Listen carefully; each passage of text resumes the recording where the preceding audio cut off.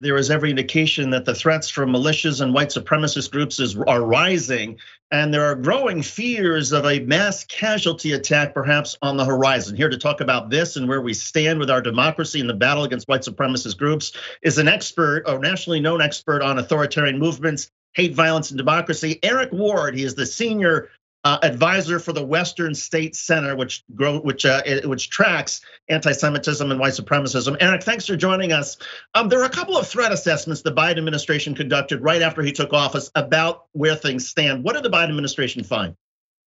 The Biden administration found some critical points in a study that they commissioned to investigate the threat of extremist violence. The most profound piece that they found was that they anticipated that there would be increased violence post January 6th, particularly in terms of standalone attacks and paramilitary organizations such as Three Percenters and others. And I believe that investigation has turned out to be true. As we look at post-Buffalo, Highland Park, news breaking in Texas and elsewhere about Jewish centers and offices that had to close down over several days.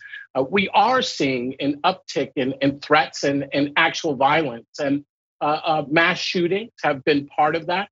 But yesterday we learned that a congresswoman in Washington state was the victim of an individual who drove around her home brandishing a weapon that turned out to be a pellet gun, shouting racial slurs, anti-Indian slurs.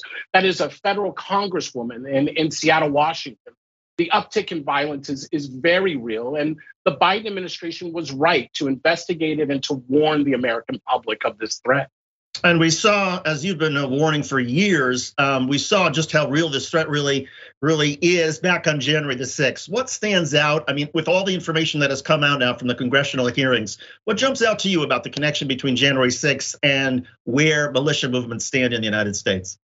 So we know a few things thanks to the hard work of journalists, but now also the January 6th investigation. I think it's worth taking a step back to understand what we now know.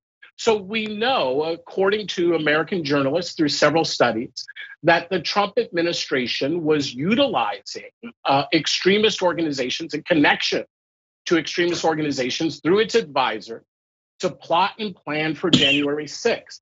And it appears that that relationship was open coordination between individuals like Roger Stone, Michael Flynn, and others, and that this coordination was based off the premise of telling individuals that the election had been stolen, but now understanding from Congress and the January 6th committee that the Trump administration, including Donald Trump, including his closest advisors, understood as early as November that there were no legal arguments that sustained or upheld their argument that the elections were stolen, that after 16 cases through the court system that had all been thrown out, that this was a legal election. However, the Trump administration and his closest advisors chose another path to use lies to rally their troops in order to create an environment of violence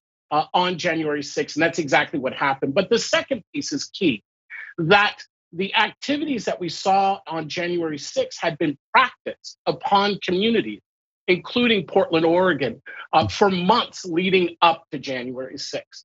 At the end of the day, Donald Trump was approached by advisors who suggested that he ignore the Constitution of the United States and that he move into an authoritarian space by ignoring the constitutional right and results of an election and by threatening violence. And he chose to not defend the United States, but to enter into collaboration with these individuals who sought an American coup. It has been riveting to see the nexus between Donald Trump, his administration, and these right-wing groups.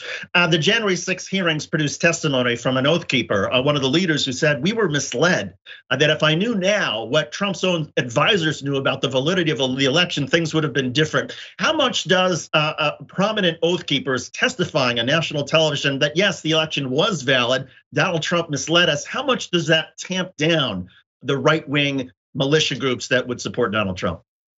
Well, what we now know is that this is a national spokesperson. This is a former national spokesperson for the Oath Keepers. This is an individual who was part of the inner leadership of the organization, of this paramilitary organization.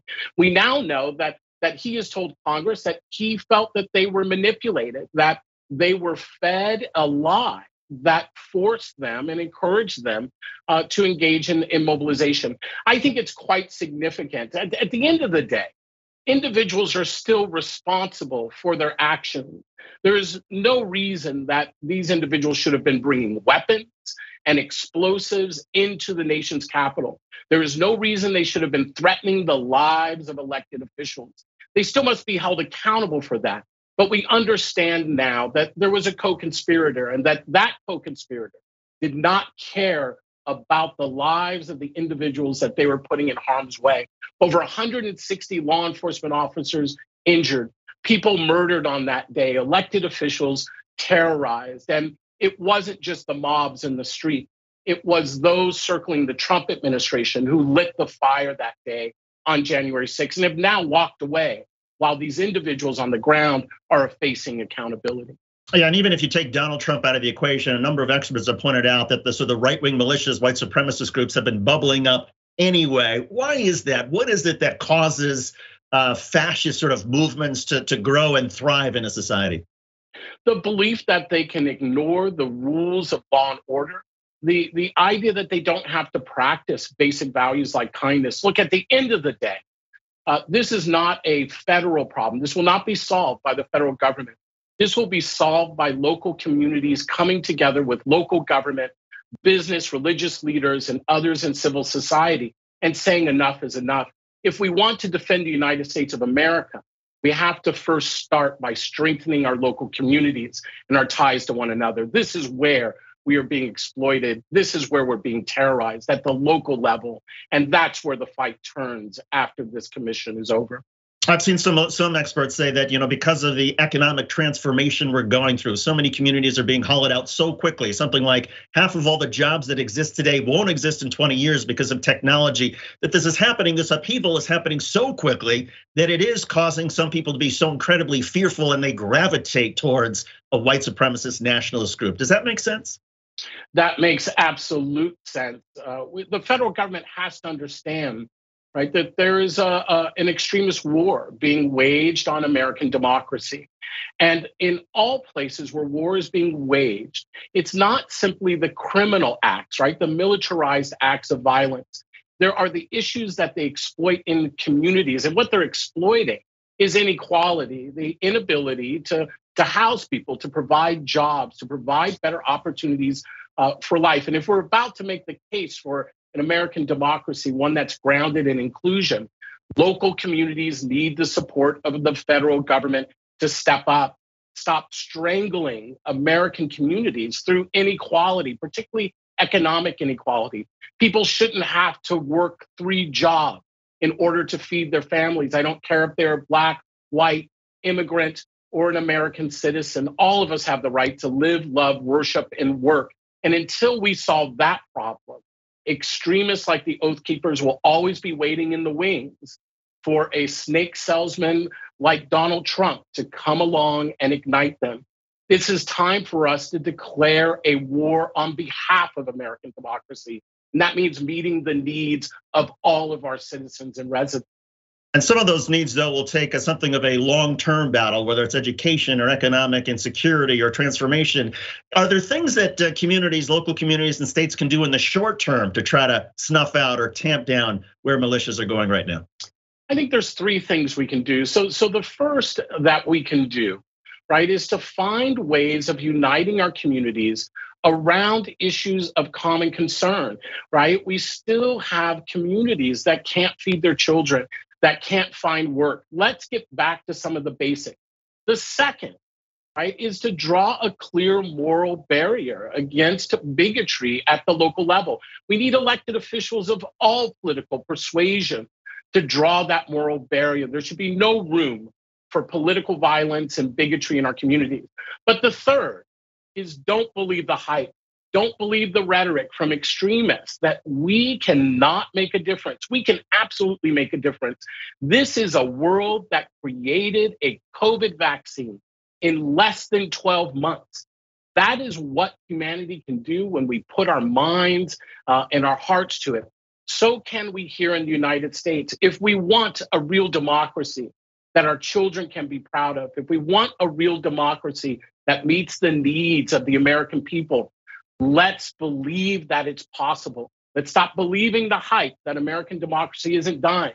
It isn't dying. It's under attack. Are you optimistic? And in the few seconds we have left, I suppose a yes or a no and an explanation why. Yeah. I am an optimist. I think we have hard days and years ahead in the United States of America. But at the end of the day, we will come out on the right side. The majority of Americans want to move forward together. And that's our role. Tough days ahead, but believe that we will be the country that we've said that we've always wanted to be. One that's united, one that believes in the future, not one that's grounded in a bloody past of domination and intimidation. There are better days ahead for America. Let's not let them exhaust us. Amen. Eric Ward, he's a senior advisor for the Western State Center. He's an expert on authoritarian movements, hate, violence, and democracy. Eric, thanks for joining us. We appreciate it. Thank you so much.